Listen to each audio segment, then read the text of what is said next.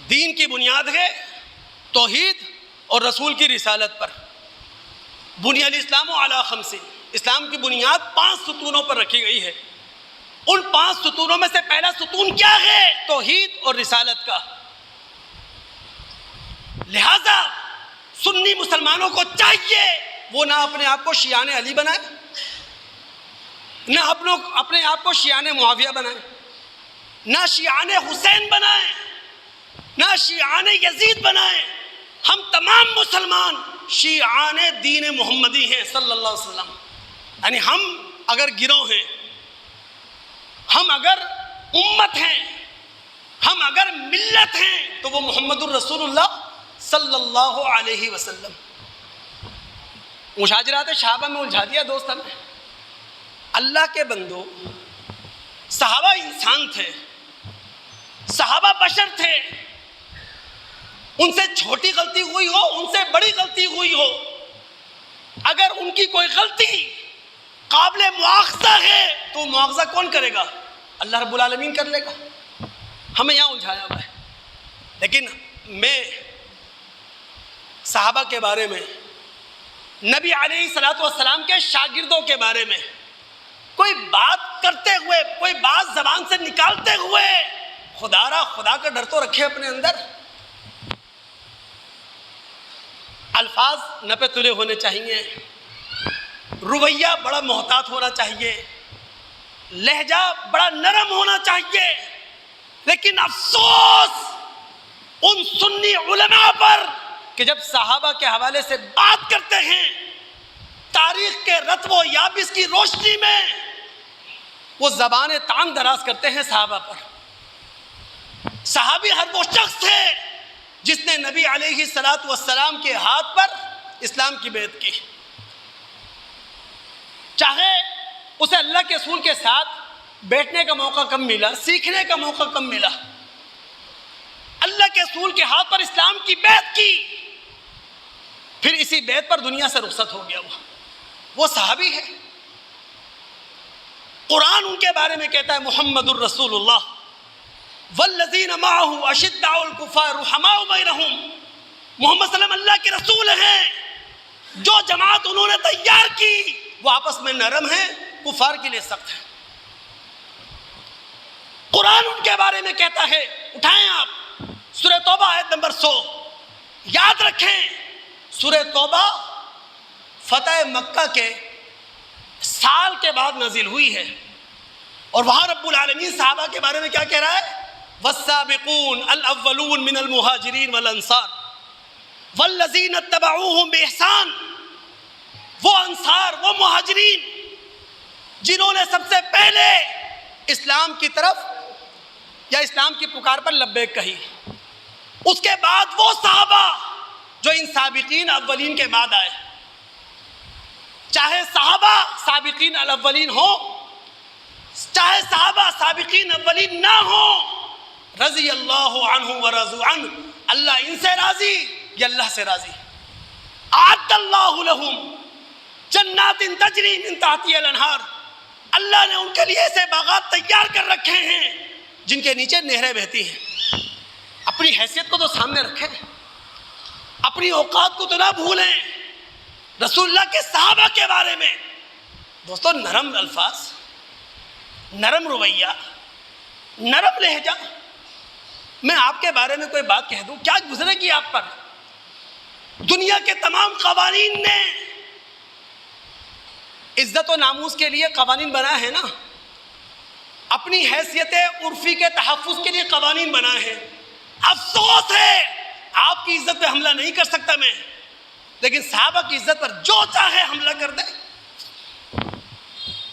اسی لیے شاید رسول نے کہا تھا لا تسبوا اصحابی، میرے بعد میرے صحابہ کو غلط الفاظ سے یاد نہ کرنا. رسول نے کہا تھا صحابہ کے بارے میں اللہ اللہ فی اصحابی. میرے صحابہ کے معاملے میں، میرے صحابہ کے بارے میں اللہ کا ڈر رکھنا. کہا جاتا ہے جناب معاویہ رضی اللہ تعالیٰ عنہ اور معاویہ رضی اللہ تعالیٰ عنہ کے خاندان کے بنو امیہ کے لوگ وہ منبر پر علی رضی رضی اللہ تعالیٰ عنہ اور ان سے تعلق رکھتے ہوئے لوگوں پر سب و شتم کرتے تھے. دماغ حاضر رکھیں دوست آپ، جو بات میں آپ کو سمجھانا چاہ رہا ہوں اللہ رب العالمین مجھے موقع دے کہ میں آپ کے دل میں اتار سکوں کہ جناب سب و شتم ہوتا تھا. دوستو ہم مسلمان ہیں، ہماری سوچ ہمیشہ مثبت ہونا چاہیے، پوزیٹیو تھنکنگ ہونی چاہیے ہماری، خاص کر صحابہ کے بارے میں. اس میں کوئی شک نہیں، سب و شتم، لعن طعن یہ گالی کے لیے استعمال ہوتے ہیں، لیکن اگر آپ مثبت سوچ لے کر عربی لغت میں اتریں گے تو سب شتم اور لعن کا معنی ناروا تنقید بھی ہوتا ہے، اپنے مخالف کی پالیسیوں سے اختلاف بھی ہوتا ہے. تو آپ صحابہ کے بارے میں انتہائی معنی، غلط معنی کیوں لیتے ہیں جب لغت اجازت دیتی ہے کہ سب شتم و لعن کا معنی ناروا تنقید ہو سکتا ہے؟ سیاسی اختلاف یا مخالفین کی پالیسی سے اختلاف ہو سکتا ہے، تو وہ کیوں نہیں لے لیتے آپ؟ پازیٹیو تھنکنگ، مثبت سوچ. اور یہ میں اس لیے کہہ رہا ہوں البدایہ والنہایہ اٹھائیں آپ. اللہ کی قسم میں سمجھتا ہوں بنو امیہ کے ممبر و محراب سے علی اور ان سے تعلق رکھتے ہوئے لوگوں پر جو تنقید ہوتی تھی وہ سیاسی ہوتی تھی. یہ ایسی تنقید تھی کہ آج ہر امام بارگاہ کے ممبر سے ہر ذاکر تین خلفاء کی سیاسی پالیسی سے اختلاف بیان کرتا ہے ہی نہیں کرتا ہے. کون سی امام بارگاہ ہے؟ امام بارگاہ کا کون سا ممبر ہے؟ ممبر پر بیٹھا ہوا کون سا ذاکر ہے جو شیخین ابو بکر، عمر اور تیسرے خلیفہ عثمان غنی رضی اللہ تعالیٰ پر سیاسی تنقید نہ کرتا ہو؟ اسی طرح کی تنقید بنو امیہ کے دور میں ان کے ممبر و محراب سے ہوتی ہوگی. میں اس لیے کہہ رہا ہوں البدایہ والنہایہ اٹھایا آپ. ثابت ہے حسن، حسین، عبداللہ بن جعفر، عبداللہ بن عباس اور دیگر لوگ معاویہ اور یزید سے سالانہ وظائف لیتے تھے. کیوں لیتے تھے؟ اگر سب و شتم ہو رہا تھا. تاریخی طور پہ ثابت ہے حسین رضی اللہ تعالیٰ عنہ کے بھائی محمد بن حنفیہ جب شام جاتے یزید کے پاس ٹھہرتے تھے.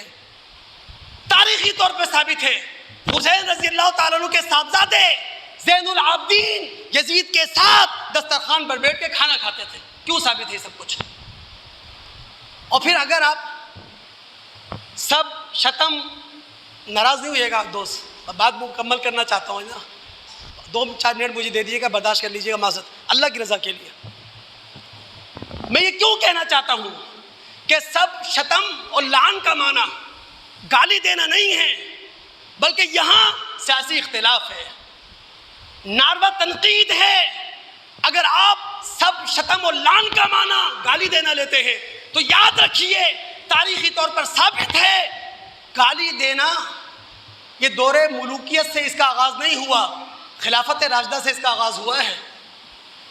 اٹھائیں ابن جریر کی تاریخ طبری، اٹھائیں ابن اسیر کی الکامل، اٹھائیں ابن خلدون کا مقدمہ ابن خلدون اور ابن شیبہ کی مصنف ابن ابی شیبہ. وہاں موجود ہے فجر کی نماز میں علی رضی اللہ تعالی عنہ معاویہ اور عمر بن عاص کا نام لے کر لعن طعن کرتے تھے نماز میں قنوت نازلہ پڑھتے ہوئے. معاویہ کو معلوم چلا اگلے دن، انہوں نے بھی جواب غزل کے تحت فجر کی نماز میں قنوت نازلہ پڑھتے ہوئے علی، حسن، حسین، ابن عباس، اشتر ان سب پر لعن طعن کی.